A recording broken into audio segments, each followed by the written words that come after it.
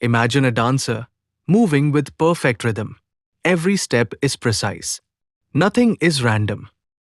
This dancer is time itself, and its partner in the dance is Niyati, the unchanging law of nature. Together, this dance is known as kṛtānta, the moment when every action reaches its own end. Nothing we do is ever lost. Every action moves, silently and patiently, toward its result. This dancer and its partner never rest. They never blink. They never forget. As long as the universe exists, they continue their dance, ensuring that every being receives the inevitable fruit of their actions. When time dances in this universe in this way, creating in one moment and dissolving in the next, what can we truly hold on to? This force of kṛtānta spares no one. Even those whose faith is strong sometimes feel shaken, sometimes feel restless. Not because they lack understanding, but because the dance itself never stops. Under the sway of kṛtānta, everything in this world is in movement. Forms arise, transform, and fade away. Nothing here remains fixed. Nothing stays the same. Change is not an exception, it is the rule. Look around carefully. In this world, beings are no longer troubled by ignorance alone, but are slowly being colored by it.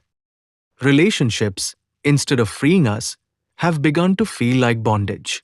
Enjoyments, once sought for happiness, often turn into long-lasting diseases of the mind. The search for happiness itself has become a mirage, always appearing ahead, never truly reached.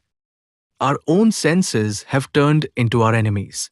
Reality is no longer recognized as real, and the mind, which was meant to be our guide, has become our greatest obstacle. At the root of this lies egotism. Wisdom has grown weak, and intelligence now follows the ego, instead of the ego bowing to intelligence. When this happens, peace disappears from the mind. Happiness becomes rare.